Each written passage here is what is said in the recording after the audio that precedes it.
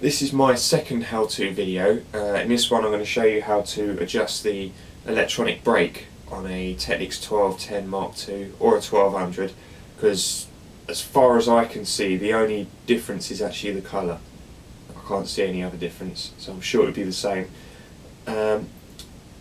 So yeah, I'll very briefly, and I mean very briefly, explain to you how the electronic brake actually works. So, right, the electronic brake. Now, when you press the start button, it spins, obviously, and when you press the stop button, normally it would just stop. But if you didn't have an electronic brake, what it would do is just do that. It would just slow down really slowly when it's normally supposed to go like that. Now, as you can see in this one, it's a little bit sloppy. It does work, but it just seems to not work very well. Now, all the Technics that I've owned 3 sets of Technics turntables, and so far all 3 of them have actually done this after a while, like after years, I mean. And the way to adjust it, I'll show you now. Just take that off. I'll quickly explain very, very briefly. Now that there is a ferrite, or a magnet, just a permanent magnet. That there are coils, and the other half of the motor and a spindle. And when you put those two together, they form a motor, and that's how a direct drive system works, as opposed to an elastic band or a pair of tights and a spindle for a belt drive. Now, this motor is actually set to spin one way, so when you press the start button it spins one way. When you press the start button again, it actually spins in reverse for just a split second until it comes to a standstill. And when you adjust the electronic brake, you actually adjust how long it's spinning backwards for before it stops. And obviously in this one it's not set for very long, because it just doesn't seem to work very well. So I'll show you how to adjust it, and but before we start, you are going to have to take this plastic bit off. So I shouldn't have to say this, it goes without saying, but make sure you unplug it when you do this. So make sure. Right, now I'll show you quickly. Put that down. Right, we can. Now, with Technics turntables, in fact I think all of them are pretty much the same. You've got a screw there, a screw there, screw there, screw there, and a screw there. So you've got 5 screws. That's the only screws you're actually going to have to undo. Don't undo these ones here, because that's for the motor. And well, I don't think there is any other screws, but don't undo any others. You just want to undo those 5. So I'll quickly undo those now. Now, when you undo them, loosen them off right out, but don't actually take them out. Just leave them in there like that.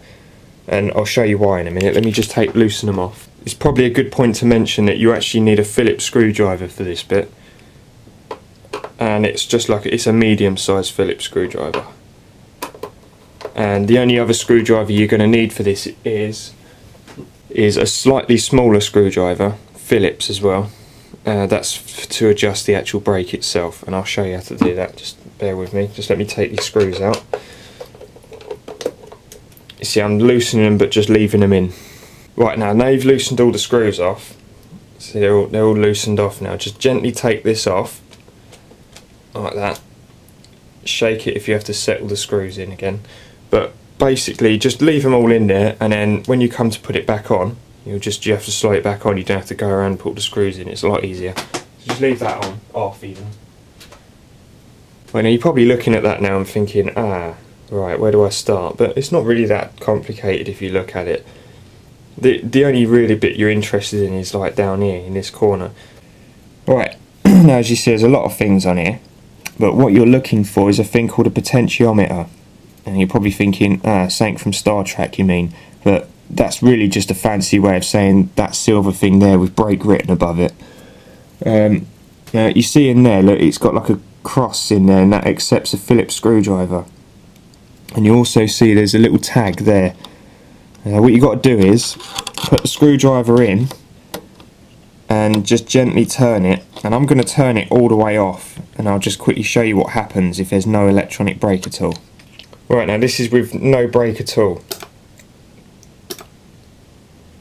You see, it does go to stop a little bit, so it does work just a tiny bit, but it just doesn't. See, it does what I did when I just switched it off. It just comes to a really slow halt. Right, now if you turn it all the way clockwise till the little tag thing is right round the other side till it stops. So now we've just turned it all the way on, and I'll quickly show you what happens. Right, now this is with it all the way on, and I'll show you what happens.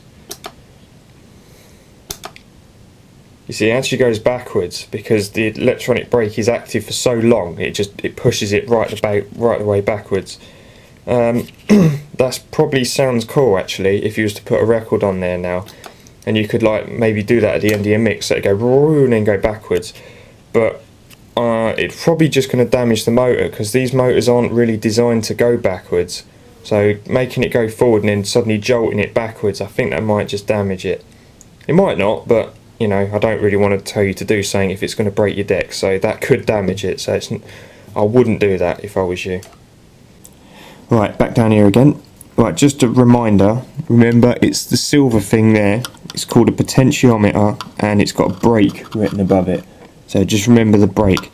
There's another blue one up here, and it's got pitch written above it. I wouldn't adjust that. I'll show you how to do that in another video. I'll show you what that does, but for now we'll just concentrate on this one. So you see I've taken it right up and it went backwards, and I've taken it right down and it did nothing at all. So now what we want to do is, there's different ways you can adjust this. The way I like is to go halfway, to turn it round until that little tag there is halfway round. And once you've done that, put it back on and test it. Right, now we'll test that. So that, remember, that's halfway round. See, it's still too much, you see, because it's making it go backwards like that. You see, you could just put, you don't have to put the plastic bit back in. You could just put the platter back on, but as long as it's unplugged while you've got the platter off, then you're fine. Where's my screwdriver? There it is. Right, so now, so we're halfway round and it's still too much. So all we've got to do is really just nudge it down a tiny bit and then test it again. If it's too much, too little, adjust it, test again. So it's all about just trial and error. You just got to keep testing it and keep adjusting as you go. So I've taken it down about that much.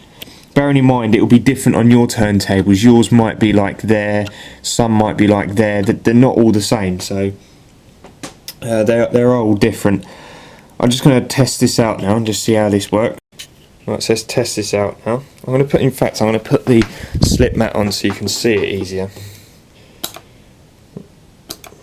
Look at that, you see, spot on. So it just stops. I did actually cheat and adjust it a couple of times while I wasn't filming, but I mean, you get the idea. It's just a case of whipping the platter off, unplugging it, adjusting it slightly, plug it in, put the platter back on, test it, whipping it off, and just literally just keep testing it until you get it perfect, really.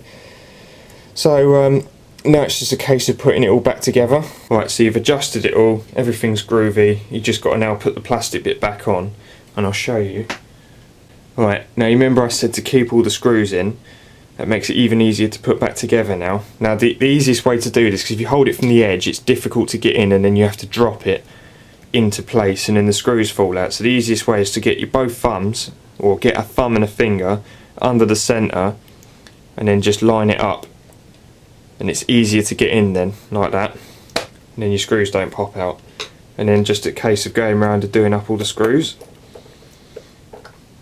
Don't over tighten them, because you can cross thread them if you over tighten them, so remember not to over tighten them.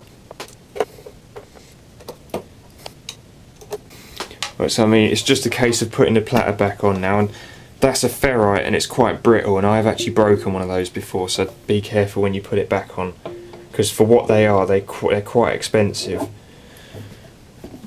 And then just that's it, and just test it. Lovely. Right, so there you go. That's how you adjust the electronic brake on a Technics 1210 Mark II. I am 99% sure it's the same for the 1200s as well. In fact, I have actually done it to a 1200 before, and as far as I remember, it is the same. So there you go.